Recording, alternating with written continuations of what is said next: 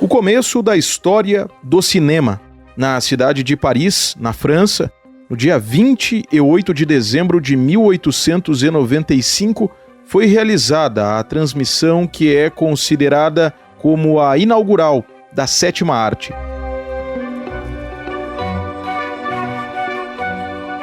Eu sou o jornalista Diego Brião e o Estação História é uma produção RWCast, que é a central de podcasts do grupo Rádio Web. Te convido para, a partir de agora, relembrarmos a história do começo do cinema.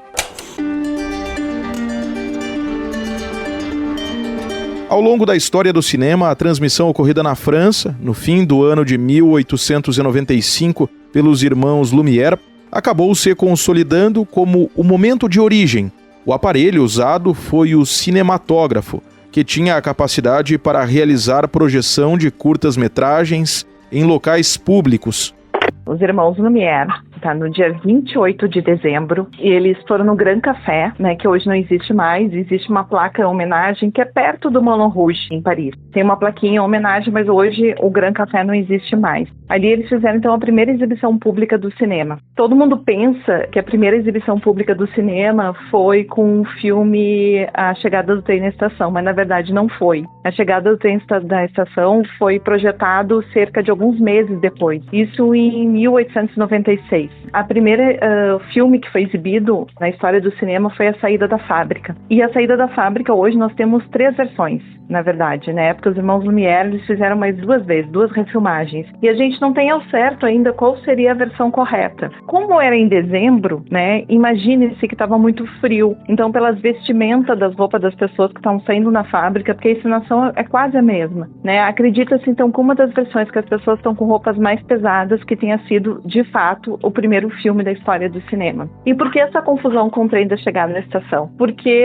toda a história do cinema, ela foi reconstruída através de recortes de jornais, e nem sempre o jornalismo da época era tão preciso. Então, o que aconteceu, Próximo à inauguração do cinema, teve realmente um trem em Paris, saiu dos trilhos e invadiu o calçadão e causou pânico nas pessoas. Então, aí houve essa mistura e essa confusão com essa atribuição que seria a primeira história, primeiro filme da história do cinema. Isso quem nos conta é o historiador Michel Marie. Mas, enfim, nessa sessão, então, da Saída da Fábrica, ele aconteceu no Grand Café, que era um café de variedades, tinha shows de mágicas, tinha, enfim, shows musicais, assim, tinha uma série de variações de atrações, e entre elas estava a projeção dos filmes dos irmãos Lumière. E essa sessão ficou histórica,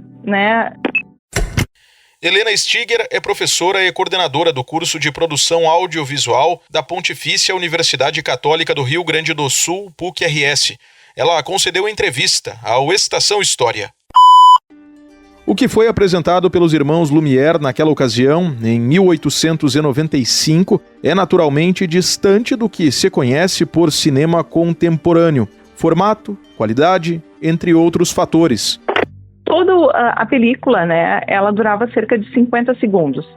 Durava 50 segundos, o rolo, do filme virgem. Então, todos os filmes dos irmãos Lumière eram em torno de 50 segundos. E é super interessante porque a gente tem o hábito de atribuir que eles faziam um documentário, mas não é verdade, Vários filmes deles têm encenação.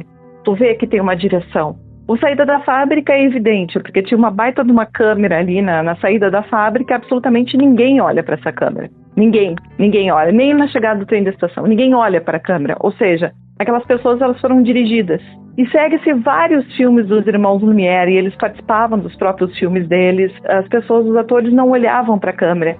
E havia e esses primeiros filmes haviam todo o princípio do storytelling, tinha um conflito, início, meio e fim. Basicamente todas as películas dos irmãos Lumière foram assim.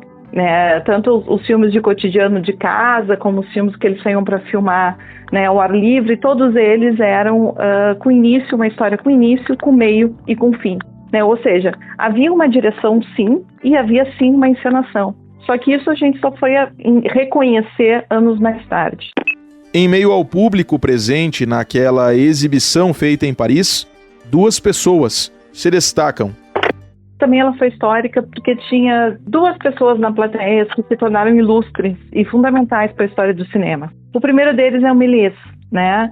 O Méliès, ele era um mágico, um inventor, e quando ele viu aquilo, ele ficou completamente maravilhado, né, com aquela projeção. E no final da sessão, ele chegou para os irmãos Lumière e disse: eu quero muito comprar esse equipamento. E os irmãos Lumière disseram: olha, claro, nós podemos te vender, mas isso aqui não vai adiante, né? Isso aqui é só uma invenção, é algo científico, não vai pegar, como é que eu posso dizer? Não vai virar moda, né? Não vai virar uma arte. E o Méliès disse: não, mas eu quero comprar. E ele comprou a câmera e ele então foi, mais tarde, que fez a primeira pessoa na história do cinema que fez um estúdio, né? Um estúdio, claro, era só de vidro, não tinha eletricidade. E ele criou a truncagem no cinema. A segunda pessoa ilustre que estava nesse dia era Alice Guy-Brachet, que ela trabalhava, na verdade, nos estúdios da Gaumont. E ela foi o dirigente, né, do estúdio, que eles eram, basicamente, o negócio deles era fotografia, levou ela. Ela era uma boa funcionária e levou ela, eles se davam muito bem. E ela, quando viu, ela também ficou maravilhada, né? E os estúdios do Gaumont compraram uma câmera dos irmãos Lumière. E aí a Alice chegou pro chefe dela e disse: olha só, no meu horário de trabalho, que ela era uma secretária, né? Ela era uma assistente dele. Mas ela disse assim: no meu horário de trabalho, eu vou fazer apenas isso, né? Eu vou fazer o que eu tenho que fazer. Mas depois do meu horário de trabalho, eu posso mexer nessa câmera? O chefe dela disse: claro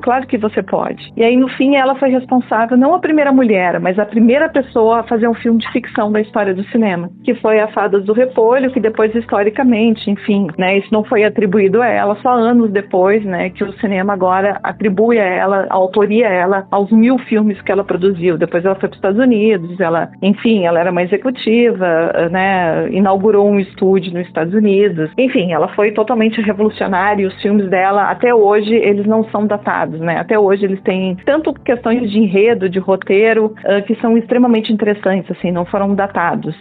Em paralelo ao cinematógrafo dos irmãos Lumière, também ao final dos anos 1800, a companhia do inventor estadunidense Thomas Edison criou o cinetoscópio. Este aparelho, porém, possibilitava somente a reprodução de imagens a uma pessoa por vez.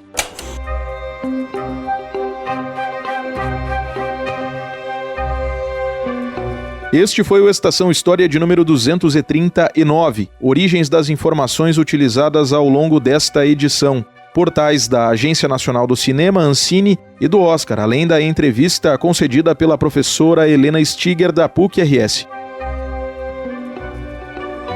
Grupo Rádio Web, produção e apresentação Diego Obrião, edição Mário Melo, coordenação da RWCast Rafaela Martinez, gerência de conteúdo Mariana de Freitas e direção de jornalismo Daniela Madeira. Nos principais agregadores de podcasts nas quartas-feiras é possível ter acesso às novas edições. Até a próxima recordação.